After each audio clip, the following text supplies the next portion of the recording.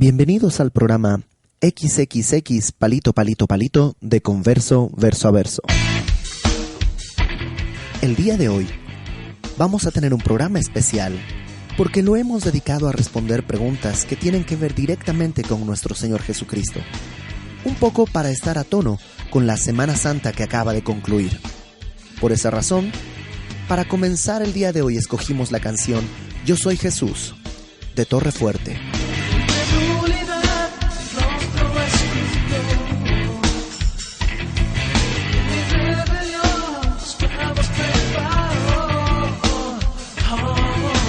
Yo también gritaba, crucifíquenle, y me dices, nada escuché.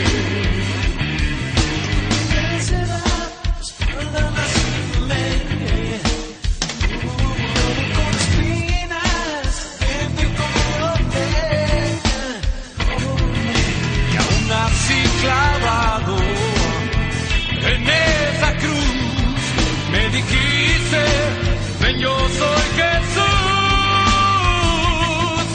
Buscad, buscad, buscad y hallaré. Tocad, tocad la puerta y abriré. Venid aquí al pie de esta cruz, venid a mí. En este programa estaremos platicando acerca de si Jesús fue un personaje históricamente aceptado. Además, trataremos de responder las preguntas: ¿cuál es la razón por la que Jesús tenía que morir? ¿Por qué hay inconsistencias en los relatos de la pasión de Cristo?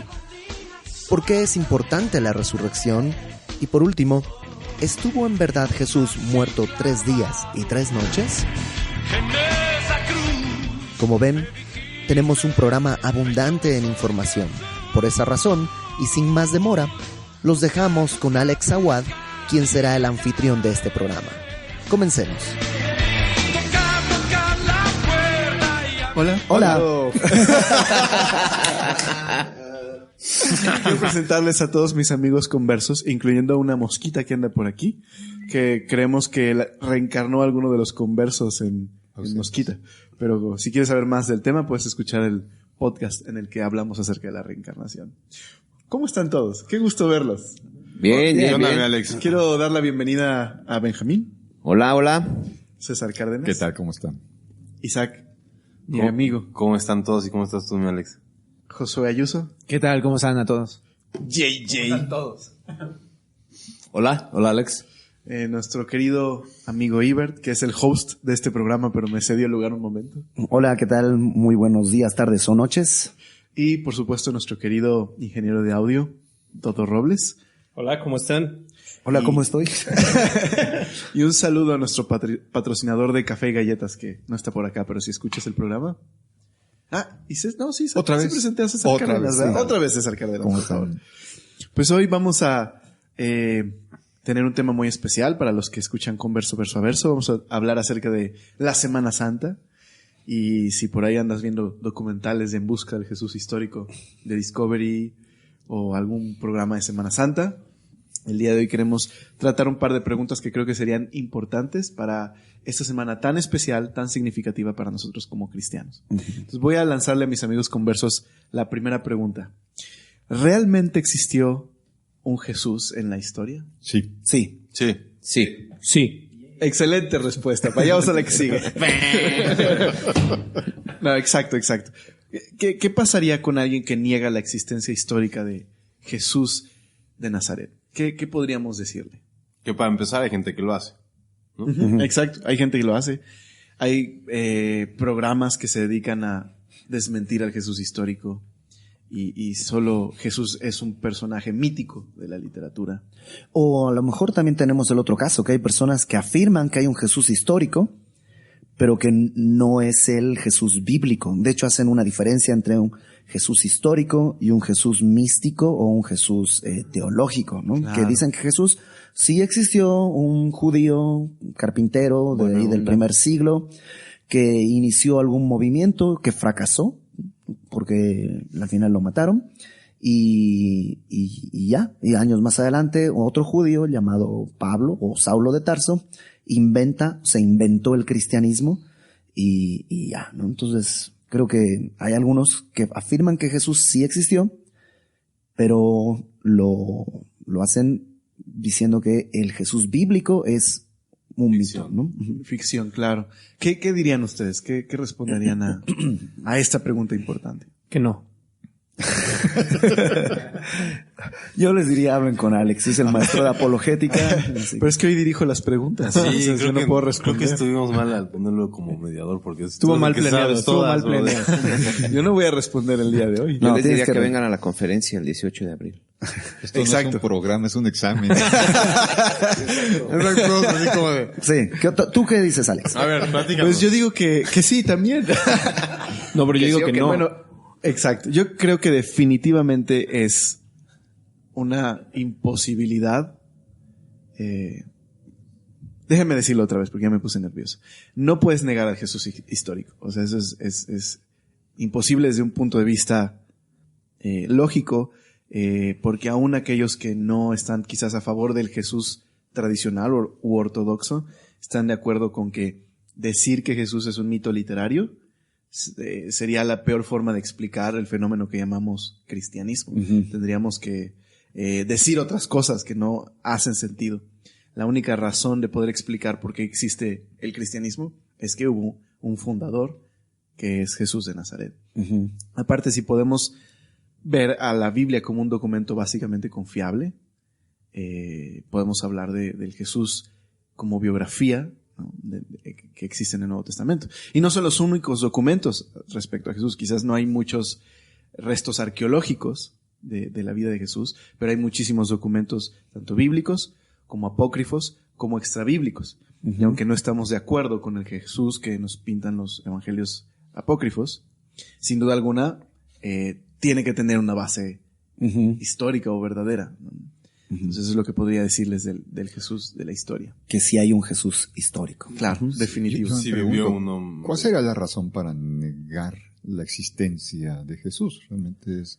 Yo creo que tiene que ver con que mucho tiempo se trató de negar eso, su existencia, para decir que el cristianismo está basado en un mito, ¿no?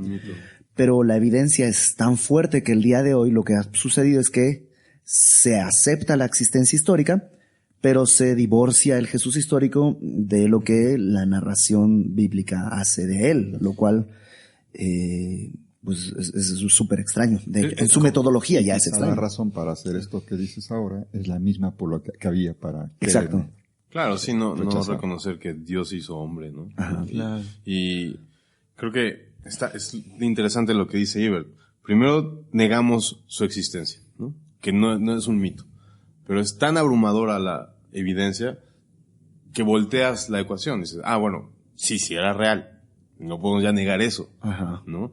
Pero entonces, ¿cómo resolvemos el problema de que no queremos creer que es de a de veras Dios? Claro. ¿No? Entonces, Te entonces inventas- lo separamos. Ajá, ¿no? Separamos el mito de la realidad y con un pensamiento demasiado, entre comillas, lógico o científico, ¿no? Pero mal aplicado, porque... Sí. Y ahí el día de hoy estábamos llenos de eso, ¿no? De hace unos años Deepak Chopra sacó un libro que se llama El Tercer Cristo, una cosa así que habla de eso, ¿no? La diferenciación del Jesús histórico, el Jesús teológico, y él hablaba de este tercer Cristo que es como Déjenme decirlo con moral, este acento. ¿no? El Cristo cósmico. Exacto, exacto. ¿no? Ahora que, nada más como comentario, ahora fuimos a Israel hace 2 años. No nos presumas que tú sí fuiste. Yo voy a ir también. Este, Yo- Es que yo prefiero irme al mundial, brother. Ahora bueno, sí. obviamente muchas personas no son cristianas, ¿no? Ahí hay un centro religioso ahí, hay muchas religiones. Y los mismos, por ejemplo, un guía que nos llevó, él mismo decía, sí, Cristo estuvo acá, sí, Cristo vivió acá, hizo esto, aquí resucitó, aquí murió, así. Y no están, o sea, ellos no creen que él era el Mesías, pero reconocía que todo lo que decía el Evangelio era verdad. Ajá. Claro, como fuente histórica. Fue es una veraz, fuente, ¿no? históricamente fue veraz. Sí, hoy en día no es un argumento, por ejemplo, para los ateos, el decir que Cristo no existió y y incluso algunos de los más reconocidos ateos, si te presentas con ese argumento o alguien trata de usar ese argumento, inmediatamente lo descalifica, ¿no? Porque la historicidad de Cristo no está a prueba. O sea, es algo real, ¿no? Y es algo que está ahí y se puede comprobar. Ya es incuestionable el día Es de hoy. incuestionable, exactamente. Y ahora el problema que enfrentamos es, como ustedes comentan, la idea de que existen biografías de Jesús igual de legítimas como las del Nuevo Testamento, que nos pintan a un Jesús muy diferente al Jesús ortodoxo y que deberíamos reconsiderar lo que creemos sobre Jesús. Pero ¿qué imágenes tenemos en el Nuevo Testamento de Jesús? Digamos, si no tuviéramos los evangelios, ¿qué sabríamos de Jesús? Por las cartas de Pablo, por ejemplo. Exacto. Es demasiado consistente, ¿no? La forma en que se describe a Jesús entre los apóstoles, ¿no? O sea, no quiero decir, hablan del mismo Jesús, hablan de la misma persona, hablan de la misma esencia, de la misma, ¿cómo se dice esto? Personalidad, la misma forma de responder. Entre ellos hay una coherencia, ¿no? En este sentido, aunque no son biográficos, la coherencia entre ellos de hablar de una misma persona hace creer que pues, es una persona real, ¿no? Que lo conocieron en que verdad. lo conocieron en verdad. Claro. Que ahí entra la discusión de los evangelios apócrifos, pero bueno. Es ¿no? que los evangelios apócrifos presentan un Jesús demasiado fantasioso, ¿no? Es como muy, no sé si muy místico, pero sí, muy fantasioso, muy de que alguien quiso inventarse cosas, mientras que en los evangelios que tenemos, canónicos, sí tenemos un Jesús natural, real, ¿no? Incluso con los milagros y las cosas que hay, sí se aprecia que es real. Y comprobable, ¿no? Todos los datos que, por ejemplo, Lucas arroja, ¿no? Lucas, hoy en día es, por historiadores contemporáneos, Lucas es considerado como uno de los mejores historiadores, ¿no? O sea, es muy detallista en la forma en los recorridos, ¿no? En en los nombres de las ciudades, en los nombres de los caminos, en los nombres de los gobernantes, ¿no? En este sentido, hay muchos datos. Es que creo que se da un gran paso, ¿no? Al poder demostrar que Cristo es real en base a la Biblia, ¿no? Ese ya es un gran paso. Claro. Si realmente existió, porque la Biblia lo puede comprobar la Biblia. O sea, la Biblia es real. Ya me estoy haciendo un chorro de pelotas. Déjenme decirlo así, rápido ya, para no gastar más tiempo. Podemos demostrar que la Biblia es real, ¿no? Se puede demostrar. Y si la Biblia es real, entonces lo que dice Jesús es real. Y si lo que dice Jesús es real, es un gran paso. Entonces, existió. Y eso es una autoridad para poder determinar los relatos periféricos, ¿no? Como los apócrifos. En este sentido, la Biblia es incorruptible y no se le ha podido, ¿cómo decirlo? Mostrar no se ha podido un descartar. Y no se le ha podido mostrar un error ni en lo que dice, ni en los datos, ni en nada. Entonces no se puede descartar de ahí que efectivamente lo que dice la Biblia es real de Cristo. Entonces Cristo dice la Biblia que existió y entonces los datos apócrifos, los evangelios apócrifos, entonces se pueden contrastar con lo que la Biblia dice. No sé si me expliqué. Claro, como sí. 3 veces. Como 3 veces es lo mismo. Aquí les lanzo otra pregunta que para nosotros también es muy importante. Aquiles lanzó otra pregunta. Aquiles, exacto. Aquiles, hablando de mitología, como decíamos hace un ratito, pero ustedes lo van a escuchar segmentado por las semanas. Pero, ¿por qué Jesús tenía que morir? Diferentes personas interpretan la muerte de Jesús de diferente manera. Como decía Ibert hace un ratito, como un fracaso o como la muerte de un ejemplo. Y los cristianos decimos que su muerte tiene un significado teológico. Así que, ¿por qué Jesús tenía que morir? ¿Quién dice? ¿Quién? Bueno, pues, obviamente alguno de ustedes lo va a decir, ¿no? Yo veo a Dodo muy callado. Sí, a ver, Dodo, ¿por qué Jesús tenía que morir? Está pensando eso.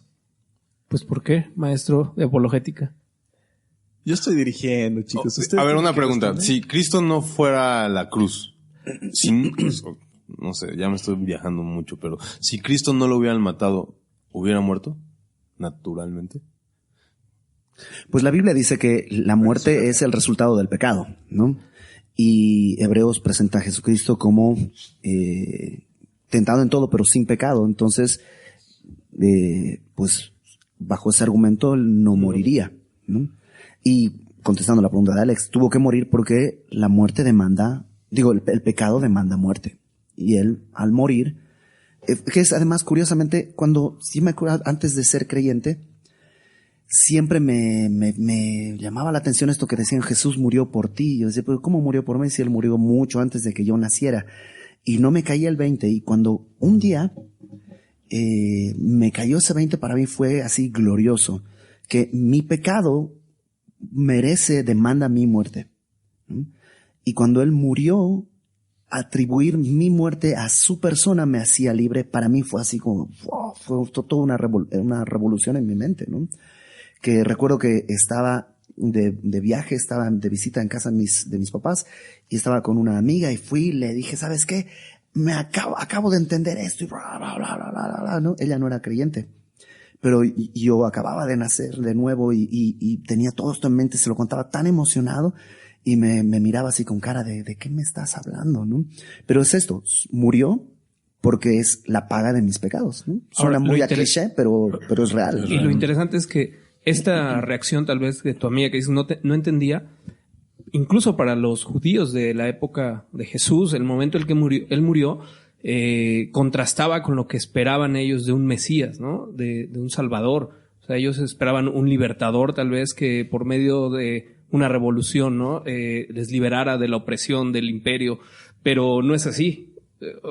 Ese no era el propósito. Entonces, pensando un poquito en esto, también a través de eso Jesús nos mostró que su propósito era totalmente distinto a lo que el hombre esperaba, ¿no? Uh-huh. O sea, no estaba buscando, y hablábamos en algunos programas no era algo terrenal, sino era algo mucho más importante, algo eterno, algo espiritual. Y al morir estaba demostrándonos eso, ¿no? Que su plan perfecto desde la eternidad, desde el principio de todas las cosas, iba más allá de liberarnos de una simple opresión física, ¿no? Sino algo más profundo y más fuerte como lo era el pecado, ¿no? El Señor Jesús murió para reconciliarnos con el Padre, ¿no? Romanos 5:10 dice, porque si siendo enemigos fuimos reconciliados con Dios por la muerte de su Hijo, ¿no? Uh-huh. Para eso murió, para reconciliarnos con el Padre. Claro, es así, ¿no? No nada más era que muriera, sino la sangre tenía que morir pues de esta manera amada, como murió. Uh-huh, claro. Ahora también a Jesús no lo mataron, o sea, no fue que fuera la víctima de las personas, sino que él se entregó a sí mismo por nosotros, ¿no? Claro, tenemos que entender que Cristo, sacrificio voluntario. Exacto, eso. Vino a morir por nosotros. Uh-huh. A eso vino. A eso vino Cristo. Por eso se hizo hombre, ¿no? Entre otras cosas. Jaime Foot siempre decía, todos nacemos para vivir, pero Cristo nació para morir, ¿no? Pancho Juárez dice, hombre muerto caminando, ¿no? Como esos que van al patíbulo de la muerte, que él desde que comenzó a caminar en la tierra, era un hombre muerto caminando, en el sentido de que iba a cumplir una condena de muerte. Y una palabra que se usa mucho, ¿no? Expiación. Expiar nuestros pecados. Y expiar es quitar y poner otro.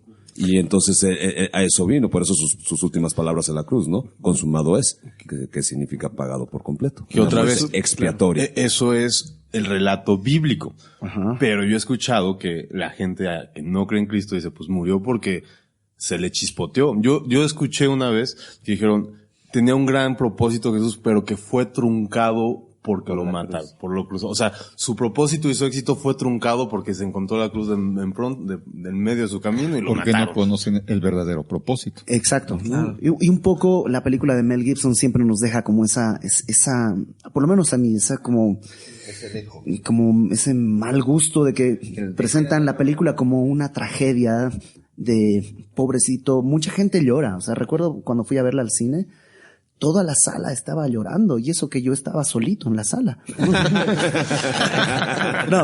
O sea, todos los que estaban ahí estaban llorando, pero no es un asunto de llorar porque ese es el precio de mis pecados, sino están llorando como quien llora por Leonardo DiCaprio hundiéndose en el Titanic, ¿no? O sea, es como una tragedia, pobrecito. Sí, sentir lástima por Cristo es algo muy grave. Y realmente no es una tragedia, no es un logro, es una victoria sobre la cruz, sobre las potestades, sobre la muerte, sobre Satanás, sobre nuestro pecado realmente, ¿no? Que es más como la versión, esta que decía Isaac, de Andrew Lloyd Webber de Jesucristo Superestrella, ¿no? La versión de eso se le salió de control. Que además Jesucristo Superestrella es un Jesucristo sin resurrección. Exacto, sin resurrección. Termina en la muerte. Es cierto. Entonces, resumiendo un poquito, haciéndolo como lo hace Ibert, aunque quizás no también y Te tan lo voy a notable aplicar como se lo mi aplicas a amigo. José. Solo permíteme recordar Efesios. Aplicándola como la aplicas tú. Para los que no Exacto. saben es porque en un programa interrumpí a mi hermano. Y ahorita José. ya me interrumpiste a mí. Exacto. Efesios dice que si estas potestades, empezando por Satanás y todas estas potestades y autoridades y acabando con las terrestres, con las que palpamos, si supieran ese propósito, se hubieran dado cuenta de ese propósito, no lo matan. O sea, hubieran huido a entregarlo, matarlo y todo lo que sucede alrededor de nuestro Señor Jesucristo. Entonces, podemos decir que la muerte de Jesús era necesaria como parte del plan de Dios. Completamente. Porque era el pago por el efecto del pecado, la consecuencia del pecado, que es la muerte. Entonces, Era necesaria para nosotros. Exacto. Eso Y quería está tan aclarar porque cañón es el plan de Dios. que la Biblia dice que eso ya estaba pensado desde antes de crearnos. Desde antes de la Sí, fundación inmolado del mundo. antes de la fundación del Eso mundo. ya estaba pensado. O sea, eso está muy impresionante. Dios nos creyó a sabiendas de que iba a morir por nosotros. ¿No? Es eso. Exacto. Pues vamos a otra pregunta. ¿Por qué hay inconsistencias en los relatos de la pasión de Cristo? Si has sido un lector ávido de las Escrituras, te has dado cuenta que hay ciertas cosas que dice Lucas, pero que no menciona Mateo, o que Marcos le añade algo. Así que, ¿qué piensan ustedes de las aparentes inconsistencias o las que realmente son inconsistencias en los relatos? ¿Demuestra eso que se inventaron el relato? ¿Demuestra eso que no tenían idea de lo que estaban escribiendo? ¿Qué piensan? Tal vez podríamos llamarlo, no sé si inconsistencias, más bien que percepciones, ¿no? Ópticas. Puntos de vista. Pues yo creo que más bien le dan validez, ¿no? Totalmente. Si hubieran tenido todos la misma historia, pues evidentemente se pusieron de acuerdo para escribirlo. De acuerdo. ¿no? Y al tener todas estas diferencias, ¿no? Algunas diferencias incluso profundas entre un relato y otro. De hecho es complicadísimo. Yo alguna vez estábamos estudiando Mateo y traté de entender exactamente la cronología de los hechos. Leí, estudié, hice todo lo que pude para tratar de comprenderlo. Y realmente es muy difícil. Por eso, si tú te das cuenta en las conferencias de Mateo, en esas fechas me fui de vacaciones a Bolivia y Alex terminó de predicar toda esa porción. Porque es muy complicado tratar de darle un sentido lógico a relatos que están en muchos puntos encontrados, ¿no? Tal vez una manera sencilla como de entender esto es cuando hay un accidente en la calle y están personas observando y llega el policía y pregunta, ¿no? Y le pregunta a una persona y una persona le explica, no, es que el carro venía de allá y venía muy rápido, ¿no? Y a lo mejor la perspectiva de la otra persona al ver el accidente era, pues que no vi bien de dónde venía, pero ya solo se escuchó el golpe y entonces... Y creo que pasa un poquito esto con los escritores bíblicos. No están narrando sucesos distintos, sino están narrando desde su perspectiva, ¿no? De lo que ellos pudieron ver, de lo que ellos escucharon. Claro. Porque convergen en lo mismo. Claro. Llegan al mismo punto. Al final, si fueran, como decía Ibert, todos parecidos, idénticos, se les culparía de plagio, ¿no? De conspiración. Sí, de Y una las conspiración, diferencias, de ninguno complot. de ellos dice que Cristo murió interrumpiendo un propósito diferente Claro. o cosas así. Todos Claro. en eso, que eso es lo que realmente es, creo, de peso. Sí, difieren en detalles, ¿no? Algunos detalles, digamos, importantes en la narrativa, pero sin importancia en cuanto al propósito, ¿no? Me recuerda mucho, lo voy a tratar de decir muy rápido. Hace mucho tiempo sufrimos un accidente en el coche y hubo un rollo de ver quién tuvo la culpa. Y me acuerdo que me llamaron a mí a declarar cómo yo vi los hechos.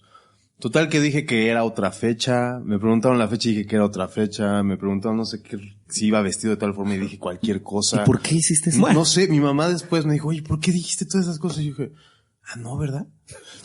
Pero finalmente el juez no le dijo, pues eso qué, eso no va a servir en lo absoluto para determinar quién tuvo o no la Claro, culpa. qué ropa tenías, Sí, no. ¿no? O qué fecha fue, eso no importa. O sea, un juez no toma como peso ese tipo de cosas, ¿no? Y me pasó a mí, yo quiero decir, sí sucede, y mucho más en una cuestión. Además tienes que entender que Mateo era un apóstol, estaba ahí. Juan también estaba ahí. Marcos probablemente era un chavito, ¿no? Y o vio cosas, recuerda cosas, o es parte de la narración de Pedro a Marcos, lo que él escribe. Y Lucas no estuvo ahí. Lucas hace una investigación y lo que hace es el resultado narra la investigación de lo que él obtuvo varios años después en base a los relatos probablemente de testigos, ¿no? Sí. Entonces, Sí. hay diferencias. Claro. Josué ya me iba a interrumpir. Pero me arrepentí, que es lo importante. ¿Qué es lo importante? Es que tenía otra percepción. Todo ya. No, también esto todo viendo porque en los evangelios como que es difícil así hacer la, ¿cómo se dice? La armonía, ¿no? De la muerte, de la sepultura y de la resurrección, ¿no? Y esto de cuántos días estuvo ahí, que a lo mejor, no sé si vamos a hablar de eso, pero me estoy adelantando, pero tiene que ver con eso y sí es complicado, pero está bien claro, ¿no? O sea, sí fueron verídicos los escritores, ¿no? O sea, lo que escribió no es que se hayan equivocado como por los nervios, como en el caso de Isaac, ¿no? Pero exacto. Aquí sí fue bien escrito y estuvo bien, nada más que pues es complicado simplemente. Yo solo añadiría lo que... Exacto, ya iba a interrumpir a José otra vez. Yo solo añadiría lo que un maestro que practica la disciplina de la crítica textual, Craig Blomberg, dijo, y es que tenemos que tomar en cuenta que en esta época, cómo se hacían las narraciones era muy distinto a cómo el día de hoy se estandariza este tipo de relatos. Y es que en las culturas orientales se permitía que hubiera una variación de vez en vez entre un radio de 10 a 40%, que es justo el radio de inconsistencias que encontramos en el Evangelio. Podía haber abreviaciones, omisiones, selecciones de diferentes discursos. Y algo muy importante es que no significa que no hubiera nada escrito de Jesús hasta los evangelios. No tenemos ningún otro escrito, digamos, que haya sobrevivido, pero el 95% de lo que Jesús enseñó era paralelismo. Y era fácil de memorizar y existía una tradición oral que se transmitía probablemente ya desde el primer siglo. Por eso Pablo dice en 1 Corintios 15 que lo que asimismo él recibió fue lo que les escribió. Y eso probablemente se narra en el pasaje donde Pablo sube con Pedro. Recibió este pequeño credo de Cristo murió por nuestros pecados conforme a las Escrituras, fue sepultado y resucitó. Eso es de tomar en cuenta. Sí había información sobre Jesús. Solo no se había plasmado en las biografías de Jesús como hasta por ahí del 60. Pues sí, muy buena respuesta. ¿Por qué no hacemos una última respuesta? Porque yo creo que ya se nos va el tiempo. No, tú dale. Dije una última respuesta aparte. Digo, una última pregunta. Oye, Alex, antes de esa última pregunta, para evitarme mandar un correo, ¿qué es paralelismo? ¿A qué te refieres con que enseñó paralelismo? Es una forma de poesía hebrea que es la relación de un verso con el otro. Por ejemplo, hay paralelismo sinonímico, que es cuando en la siguiente línea le añade algo parecido a la línea anterior. Por ejemplo, de Jehová es la tierra y su plenitud. Luego la siguiente línea, el mundo y los que en él habitan. O el más famoso es el antitético. La respuesta blanda, luego el contraste. Aplaca la ira. No quería mandarte un correo, te va a mandar dos. No muevas tu cable que ya te desenchufaste. El cable es el problema. Entonces, eso es paralelismo, o parábolas también. Jesús enseñaba en parábolas, simplemente como dichos, los dichos de Jesús. Sí, lo que dice Alex es que la forma de enseñar de Jesús estaba diseñada para transmitirse oralmente, ¿no? Exacto, y era fácil de memorizar. No escribía de una manera, no hablaba de una manera que era imposible de recordar, ¿no?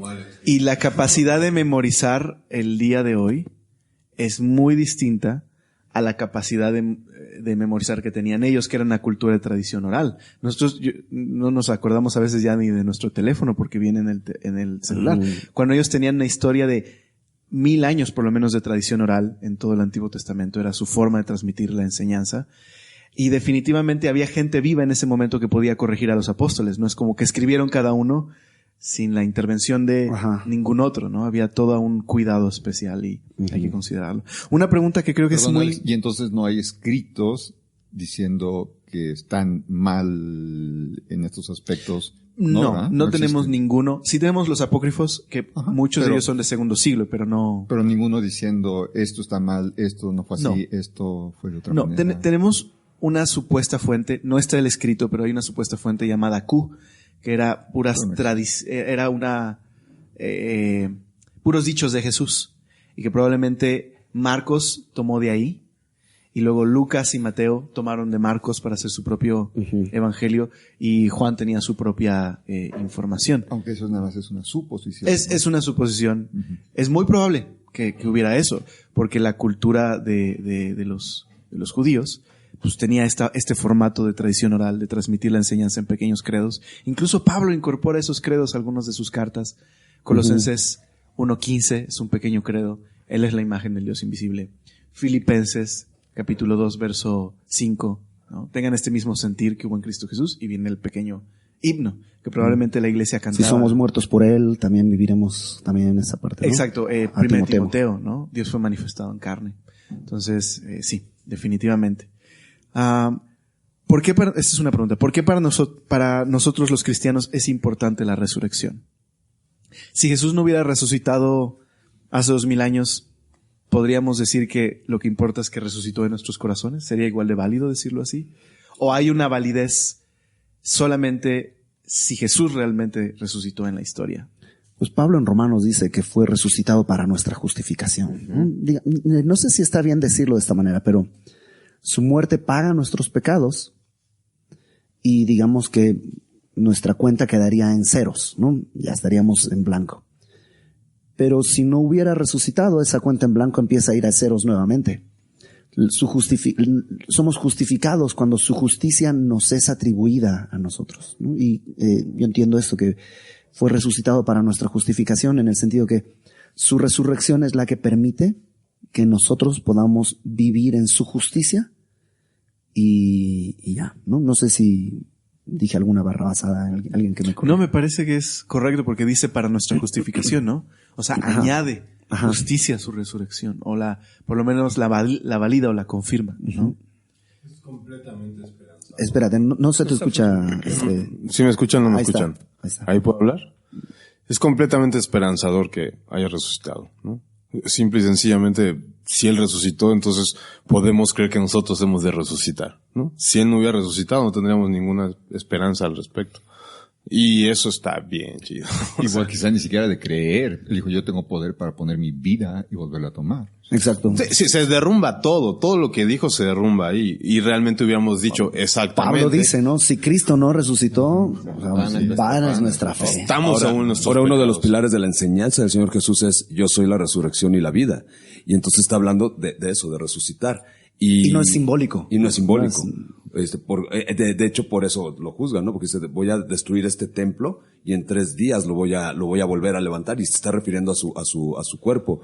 Y entonces es esperanzador, sí, es justificación, y además demuestra que su sacrificio fue acepto delante del Padre, demuestra que venció a la muerte y al que tiene autoridad sobre la muerte, porque la narrativa de la Biblia dice, suelto los dolores de la muerte, demuestra que realmente fue justo y que no hubo ningún delito ni pecado que perseguir en él, donde que la muerte no lo puede contener, no lo puede agarrar, y demuestra que es Dios. Y esto que decías del pasaje de Juan, ¿no? Justo donde él dice en Juan 11, yo soy la resurrección y la vida, está conectado con un evento histórico, va a resucitar a Lázaro. No tendría sentido si la resurrección de Jesús fue simbólica y luego conectarlo con un evento histórico, ¿no?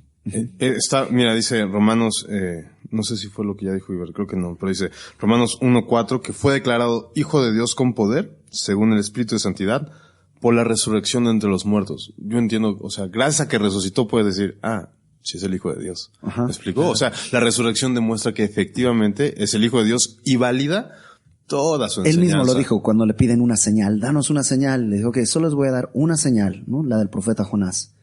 que así como el Hijo del Hombre estuvo 3 días y 3 noches en el vientre ¿dije el Hijo del Hombre? Que Jonás estuvo en el vientre del pez 3 días y 3 noches, así estará el Hijo del Hombre en el seno de la tierra, ¿no? Sí, claro. Y justo el pasaje que leíste de Romanos, tantito antes, dice que fue declarado en la carne, ¿no? Como hombre, pues hijo de David. Exacto. Y luego está conectado a es declarado Dios por la resurrección. Igual, ¿por qué Pablo pondría un evento histórico y luego un evento simbólico, digamos? Ajá, no tiene sentido, ¿no? En Juan 14 les dice ya me voy, ¿no? A sus discípulos y les pide que no se agiten, que no se turben, y explica que va a preparar una morada eterna porque él quiere que su papá quiere que donde él esté estemos todos con él. Dice, si no fuera yo lo hubiera dicho así, ¿no?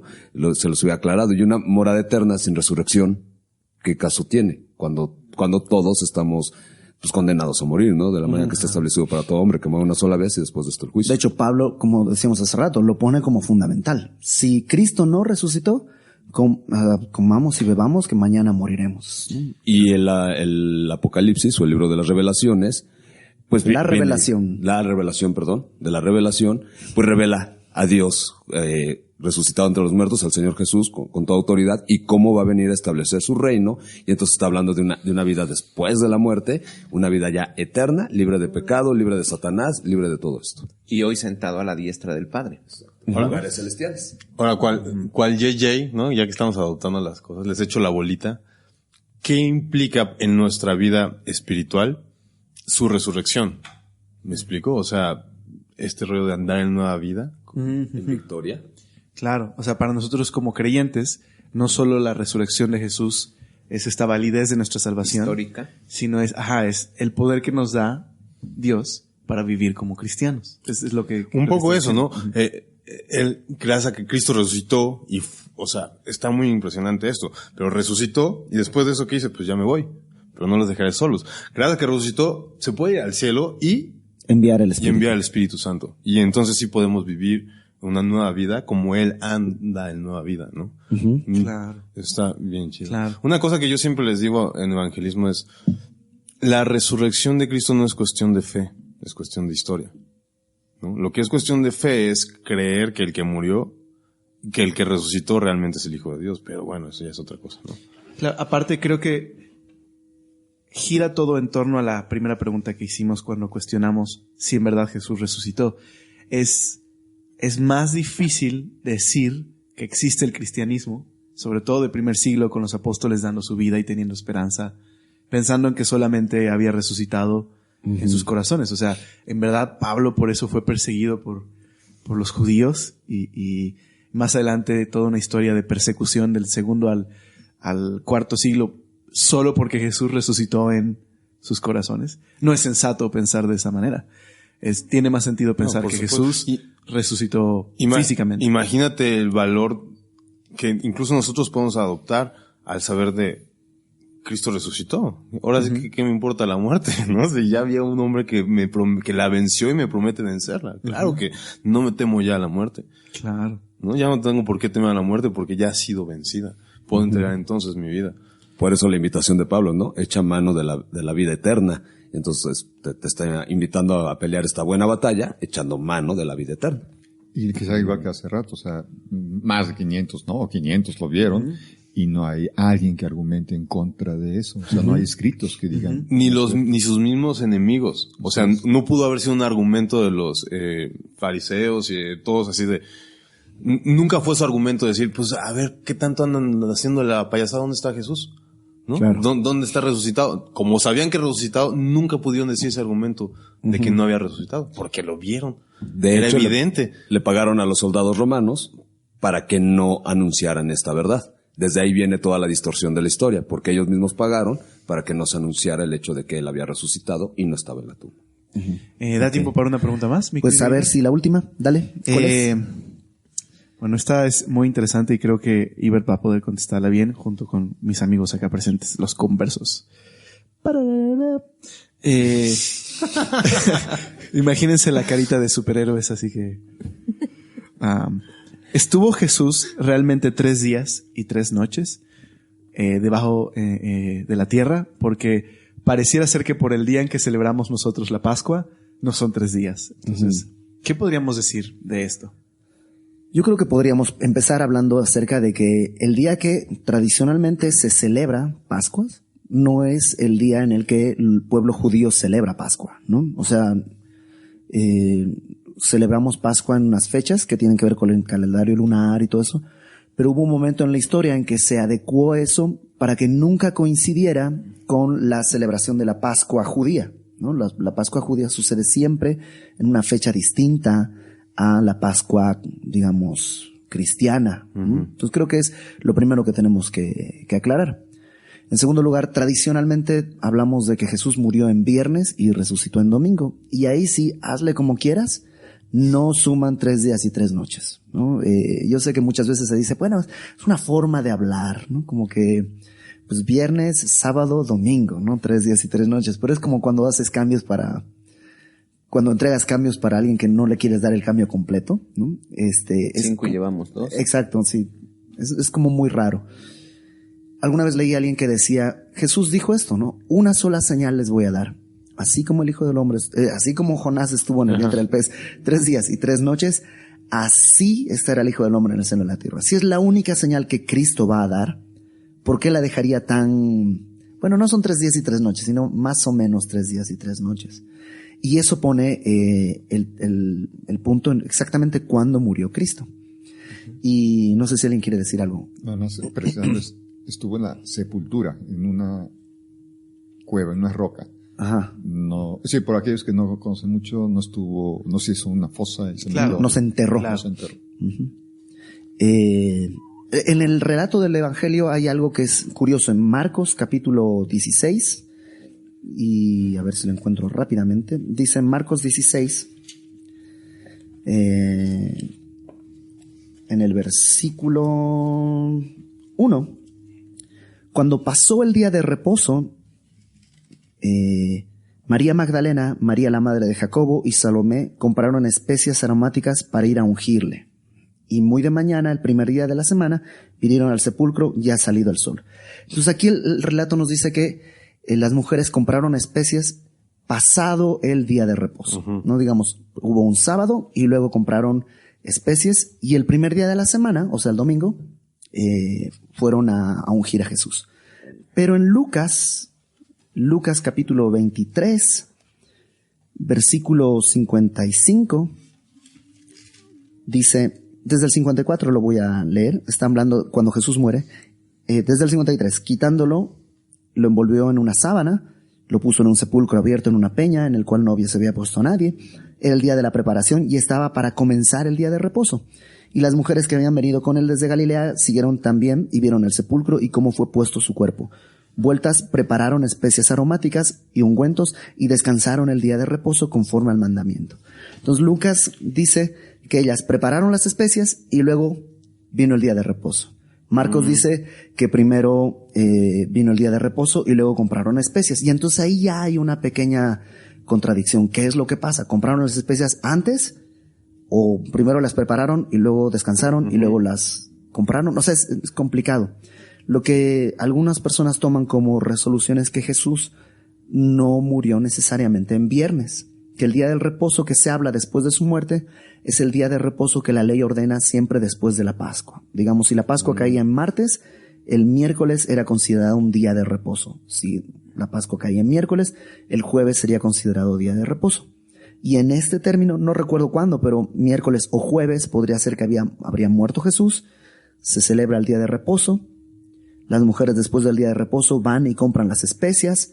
Luego viene el día de reposo semanal. Y el sábado, ¿no? El que sería el sábado normal, digamos. Y después de ese sábado normal, en el domingo, es cuando van a querer ungirle y no encuentran el cuerpo porque ya está resucitado. Y esa es probablemente una explicación.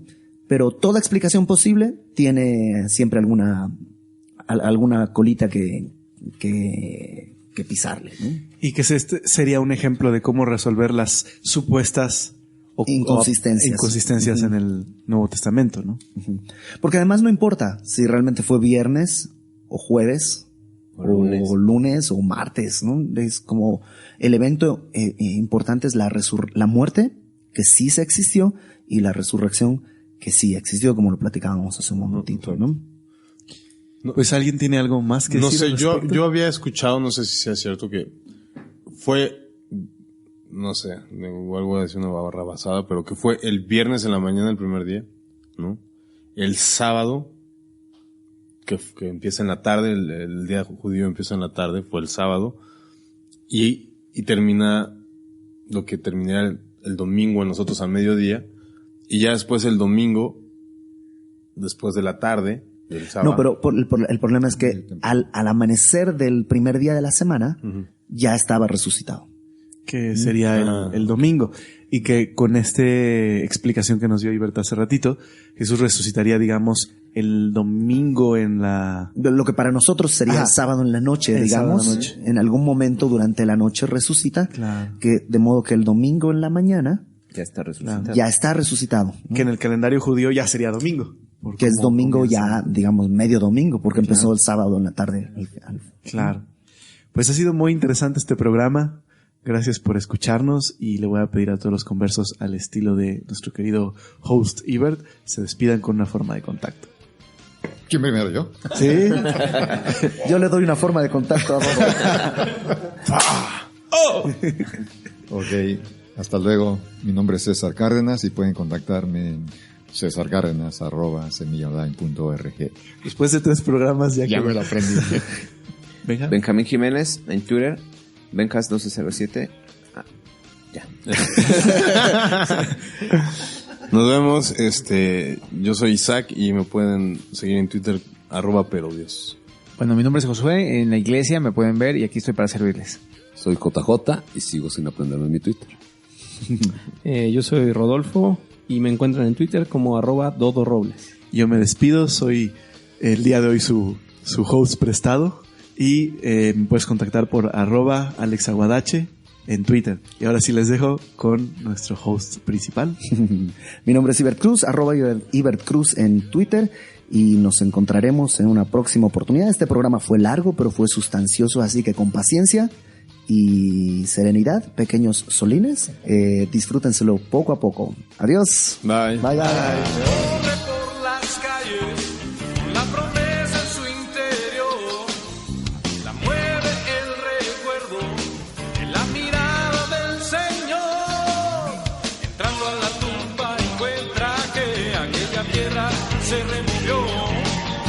Y escucha a un ángel que dice: mira, aquí no está, se levantó.